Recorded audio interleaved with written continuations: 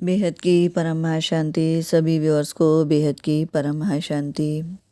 श्रीमद् भगवत गीता के 16वें अध्याय के 5वें श्लोक के अंदर प्रभु श्री कृष्ण दैवी और आसुरी दोनों प्रकार की संपत्तियों का फल बताते हुए कहते हैं, दैवी संपत्ति विमोक्षाय निबंध्यासुरी बता माँ शुचः संपदम दैवीम अभिजात्योऽसि पांडवः। दैवी संपत्ति विमोक्षाय अर्थात इसका तात्पर्य है कि मेरे को भगवान की तरफ ही चलना है। जब यह भाव साधक में जितना स्पष्ट रूप से आ जाता है उतना ही वह भगवान के सम्मुख हो जाता है। भगवान के सम्मुख होने से उसमें संसार से विमुखता आ जाती है। संसार से विमुखता आ जाने से आसुरी संपत्ति के जितने भी दुर्गुण दुराचार हैं वे कम होने लगते हैं और दैवी संपत्ति के जितने भी सद्गुण और सदाचार हैं वे प्रकट होने लगते हैं। दैवी संपत्ति और आसुरी संपत्ति पर हमने पहले भी अलग से वीडियो बनाया हुआ है, ये जानने के लिए कि आसुरी संपत्ति क्या है और दैवीय संपत्ति क्या है, तो वो भी आप इस चैनल पर देख सकते हैं। आगे भगवान कहते हैं, इससे साधक की भगवान में और भगवान के नाम रूप लीला गुण चरित्र आदि में रुचि हो जाती है। इसमें विशेषता से ध्यान देने की बात यह है कि साधक का उद्देश्य जितना दृढ़ होगा उतना ही उसका परमात्मा के साथ जो अनादिकाल का संबंध है वह प्रकट हो जाएगा और संसार के साथ जो मानव व संबंध है वह मिट जाएगा।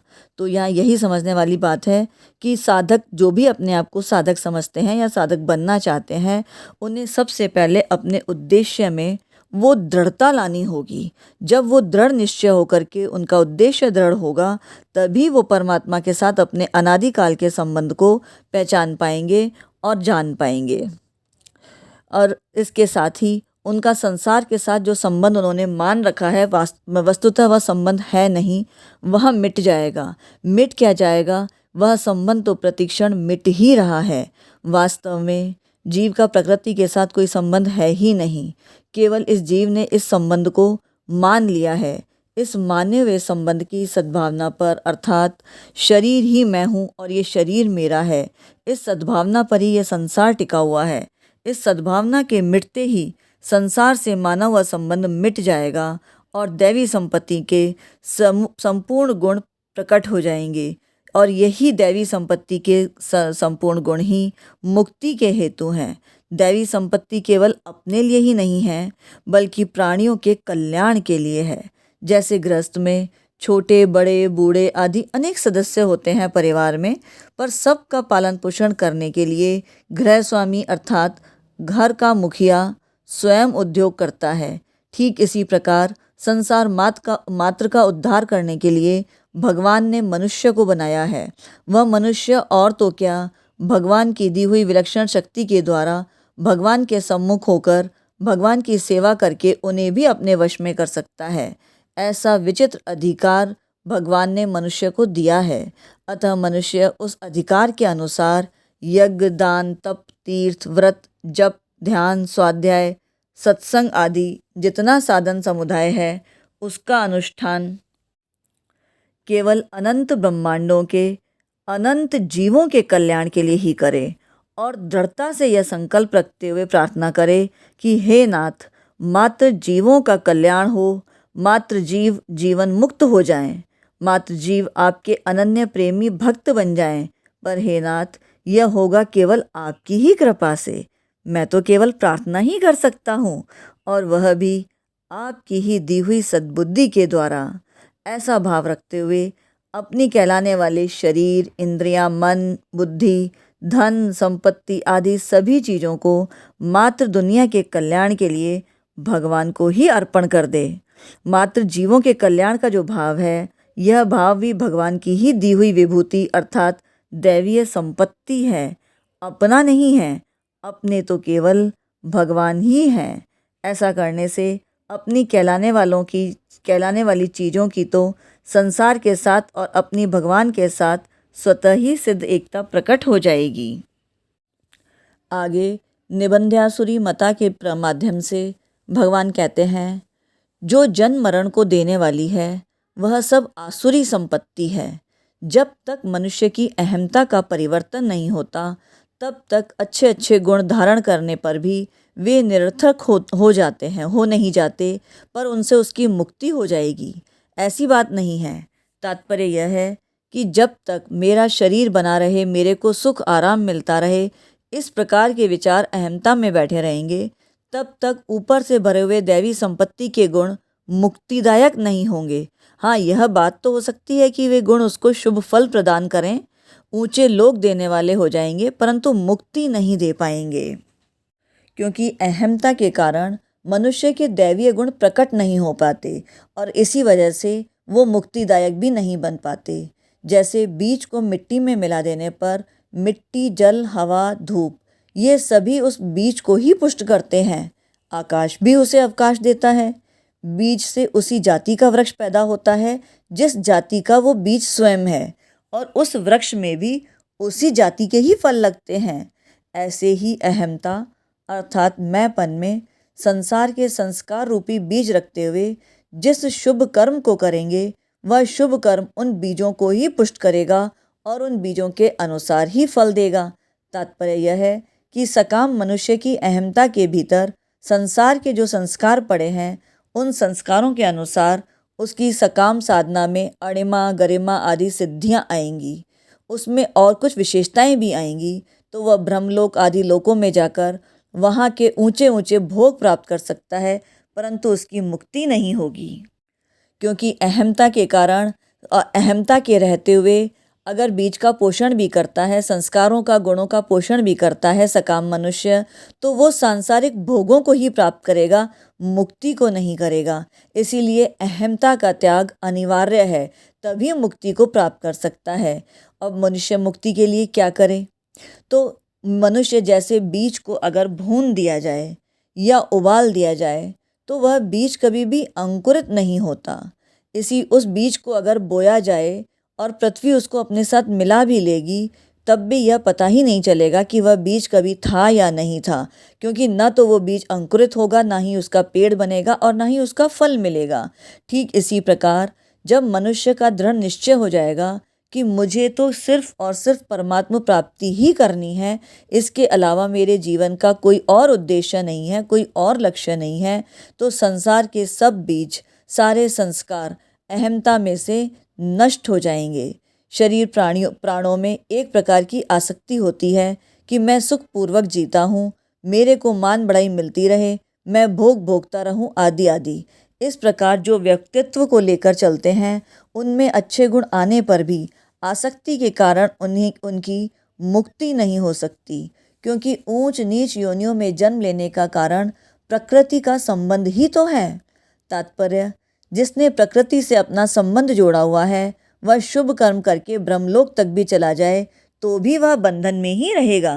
अर्थात यहाँ शुभ और अशुभ कर्म के फलों की बात समझाई गई है कि यदि अहमता का त्याग नहीं किया, तो शुभ कर्म का जो जाल है, शुभ कर्म का शुभ फल और अशुभ कर्म का अशुभ फल, इस चक्रव्यूह के अंदर मानव उलझा रहेगा। और वो अगर वो अशुभ कर्मों का त्याग करके सिर्फ शुभ कर्मों को ही अपनाता है, तो शुभ कर्मों की बढ़ोतरी होते हुए उसके पुण्य फल स्वरूप वो ब्रह्मलोक तक भी जा सकता है। लेकिन ब्रह्मलोक में भी काल का बंधन अवश्य होता है, इसीलिए ब्रह्मलोक में जाकर के भी मनुष्य जीवन मुक्त नहीं बन सकता, तब भी वो काल के बंधन में तो अवश्य ही रहेगा। जिनका उद्देश्य केवल भोग भोगना और संग्रह करना है, ऐसे मनुष्यों की बहुत शाखाओं वाली अनंत बुद्धियाँ होती हैं, अर्थात उनकी कामनाओं का कोई अंत नहीं होता। जो कामनाओं में तन्मय है और कर्मफल के प्रशंसक वेद वाक्यों में ही प्रीति रखते हैं, वे वैदिक यज्ञादि को विधि विधान से करते तो हैं, पर कामनाओं के कारण उनको जन्म मरण रूप बंधन होता है। ऐसे ही जो यहाँ के भोगों को न चाहकर स्वर्ग के दिव्य भोगों की कामना से शास्त्रविहित यज्ञ करते हैं, वे यज्ञ के फलस्वरूप स्वर्ग में जाकर दिव्य भोग भोगते हैं। जब उनके स्वर्ग देने वाले पुण्य फल क्षीण हो जाते हैं, तब वे वहाँ से लौटकर पुनः आवागमन को प्राप्त हो जाते हैं। इसी प्रकार से शुभ फलों के द्वारा इंसान ऊपर के लोकों में तो जा सकता है, परंतु उन पुण्यों का फल क्षीण होने पर वो पुनः आवागमन को प्राप्त होकर पुनः धरती पर आकर और पुनः जन्म मरण के चक्र के अंदर यूं ही घूमता रहता है। इसी प्रकार जो भी मनुष्य कामना के वशीभूत होकर पाप, अन्याय, दुराचार आदि करते हैं, उनको फलस्वरूप स्थान विशेष नरकों की प्राप्ति होती है। अर्थात यूँ कहें कि वो धरती से नीचे के लोकों में, पाताल में और नरक आदि लोकों के अंदर जाते हैं और इसी प्रकार से पुनः आवागमन को प्राप्त होते रहते हैं। जिनके भीतर दुर्गुण दुर्भाव रहते हैं और कभी कभी उनसे प्रेरित होकर वे दुराचार भी कर बैठते हैं, उनको दुर्गुण दुर्भाव के अनुसार पहले तो आसुरी योनि की प्राप्ति और फिर दुराचार के अनुसार अधम गति अर्थात नरकों की प्राप्ति बताई गई है। आगे भगवान कहते हैं, माँ शुचः संपदम दैवीम अभिजातोऽसि पांडवः, अर्थात केवल अविनाशी परमात्मा को चाहने वाले की दैवी संपत्ति होती है और दैवी संपत्ति से ही उसकी मुक्ति होती है, और विनाशी संसार के भोग तथा संग्रह को चाहने वाले की आसुरी संपत्ति होती है। भगवान कहते हैं कि भैया अर्जुन, तुम दैवी संपत्ति को प्राप्त हुए हो, अतः शोक और संदेह मत करो। दैवी संपत्ति को प्राप्त हो जाने पर साधक के द्वारा कर्म योग, ज्ञान योग या भक्ति योग का साधन स्वाभाविक ही होता है। कर्तव्य पालन से कर्मयोगी के और ज्ञान अग्नि से ज्ञान योगी के सभी पाप नष्ट हो जाते हैं, परंतु भक्ति योगी के सभी पाप भगवान स्वयं नष्ट करते हैं और संसार से उसका उद्धार करते हैं। आगे भगवान अर्जुन को समझाते हैं कि तुझे साधन और सिद्धि दोनों के ही विषय में चिंता नहीं करनी चाहिए।